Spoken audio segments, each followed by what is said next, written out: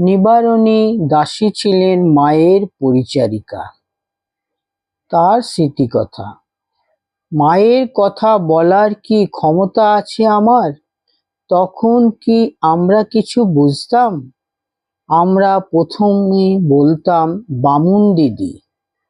আমি যখন তার কাছে আসি তখন আমার বয়স বেশি নয়, 24-25 বছর হবে। আমার স্বামী বাড়ির কাজ করত। ঘর ছাইতে গিয়ে হঠাৎ পা পিছলে পড়ে গিয়ে কোমর ভেঙে শয্যাশায়ী ছিল বহুদিন। দিন চলে না। সে একদিন বলল, বামুন দিদিকে গিয়ে একটু বলো না, যদি কিছু দেন বা কিছু একটা সুরাহা করেন। তখন তো এখনকার মতো অবস্থা নয়। জয়রামবাটিতে মায়ের বাড়িতে 2-4 জন সাধু ব্রহ্মচারী থাকত। আমি তো মায়ের কাছে এসে কান্নাকাটি করলাম। তিনি সান্ত্বনা দিয়ে বললেন, বাছা, বিপদ তো সংসারী লোকেদেরই জন্যই। মুষড়ে পড়লে হবে? তোমার স্বামী এখন অসুস্থ। তুমি এদিক ওদিক কাজ করে তাকে সারিয়ে তোলো। সে সুস্থ হলে আবার সব ঠিক হয়ে যাবে। আমি তাকে বললুম, বামুন দিদি, তুমি আশীর্বাদ করে দাও, ও যেন তাড়াতাড়ি সেরে ওঠে। মা বললেন, ওগো, আমার আশীর্বাদে কি হবে? ঠাকুরই সব। ঠাকুরকে ভালো করে জানাও, তাহলেই সব হবে। মা আমাকে গুড়মুড়ি দিয়ে বললেন, বউ, এগুলো নিয়ে যা, ওকে দিবি, তুইও খাবি। আর একটা কাপড় দিয়ে বললেন, এই কাপড়টা নে, ছেঁড়া কাপড় পরে ঘুরতে নেই। তারপর থেকে আমি মাঝে মাঝে মায়ের কাছে আসতাম। মা তখন তার ভাইদের সঙ্গেই থাকতেন। এক সময় তাদের বাড়িতে যে মেয়েটি কাজ করত, সে চলে গেলে মা বললেন, নেবু, শশী চলে গেছে, তুই কাজ করবি? আমি মায়ের কথা মতো থেকে গেলাম তাদের কাছে। মায়ের সঙ্গে কত কাজ করেছি, তবু পোড়া কপাল, তাকে এতটুকু বুঝতে পারিনি। আমরা মাকে বামুন দিদি বলেই চিনেছিলুম। তিনি ধরা দেননি এতটুকু। আমাদের মতোই গোয়ালশালায় গোবর পরিষ্কার করতেন, ঢেকিশালে ঢেকিতে পার দিতেন, ঘরে নেতা দিতেন, কখনো গরুকে জাব দিয়ে আসতেন, আবার নিজেই রান্না বান্না করে ভক্তদের বসিয়ে খাওয়াতেন। প্রথম প্রথম তাকে বামুন দিদি বলতাম। পরে যখন তার ভক্ত শিষ্যরা তাকে মা বলে ডাকতেন, তখন আমিও তাকে মা ডাকতে শুরু করি। পরে মায়ের সংসার বড় হতে লাগলো। মায়ের তখন আর ভাইদের বাড়িতে থাকা সম্ভব হচ্ছিল না।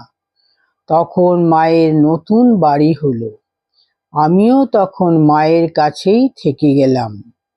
তার সঙ্গে কত কাজ করেছি। তার সঙ্গে আনাজ কুটেছি, তেঁতুল কেটে বীজ ছাড়িয়েছি। মা বুড়ো বয়সেও অনেক কাজ করতেন, কখনো চুপ করে বসে থাকতেন না। তিনি কাউকে কোনো কাজ করতে দুবার বলতেন না। একবার বলায় কেউ কাজ না করলে তিনি নিজে উঠে গিয়ে সেটা সেরে আসতেন। তখন একেবারেই বুঝতে পারিনি যে মা আমাদের সত্যিকারের দেবী। পিছনের দিনগুলো ভেবে কি আফসোস যে হয় এখন। একবার একটা ঘটনা ঘটেছিল। মায়ের ভাইদের গরু ছিল, বাগান ছিল। তাহলে কি হবে, মাকে সব দেখতে হতো। মায়ের ভাইয়েরা অত করিতকর্মা ছিল না, কেবল ঝগড়া করত নিজেদের মধ্যে। তবে তারা মাকে খুব ভয় করত। একবার একটা মাটির চাঙড় পড়ে গরুর পাতনা ফেটে গিয়েছিল। রাখাল এসে জানালো, পাতনা ফেটে গেছে, জল থাকবে না, তাড়াতাড়ি কিনে আনতে বলো, নইলে ওই পাতনায় জল ঢালা যাবে না। তখন বাড়িতে কোনো পুরুষ মানুষ ছিল না। মা আমাকে বললেন, নিবু, পাতনাটা নামিয়ে নিয়ে আয়, আমি সেরে দিচ্ছি। আমি বললাম, ওসব কি মেয়ে মানুষের কাজ? আমার কথা শুনে মা বললেন, তোকে যা বলছি তা কর, পাতনাটা নামিয়ে রেখে পুকুর থেকে একটু কাদা নিয়ে আয়। আর কোনো কথা না বলে আমি পুকুর থেকে কাদা এনে দিলুম। দেখলাম পাতনাটা আড়াআড়ি ভেঙে গেছে, কিছুতেই ঠিক করা যাবে না। আমি বললাম, ও পাতনা ফেলে দিতে হবে, কাদায় কি থাকে?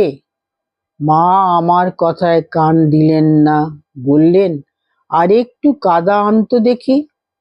আমি আবার ঘাট থেকে কাদা আনতে গেলাম। ফিরে এসে দেখি গোটা পাতনাটা সারানো হয়ে গেছে। আমি কাদা এনে বললাম, এ কি গো, তুমি তো ঠিক করেই ফেললে, তা এর মধ্যেই হয়ে গেল, কি করে সারলে? মা হেসে শুধু বললেন, তুই যে বলেছিলি ও হবে নি, এবার দেখ। আমি তো দেখে অবাক, কত ভক্ত শিষ্য যে আসতো মায়ের সঙ্গে দেখা করতে, তার ইয়ত্তা নেই। কোনো কোনো দিন বলতেন, নিবু, পাটা ধুয়ে দে তো, কেমন যেন জ্বালা করছে, যত সব পাপ করবে আর এখানে এসে ঢেলে দেবে, মরে গেলাম রে, মরে গেলাম। তখন মায়ের পায়ের বাতটাও বেড়েছিল।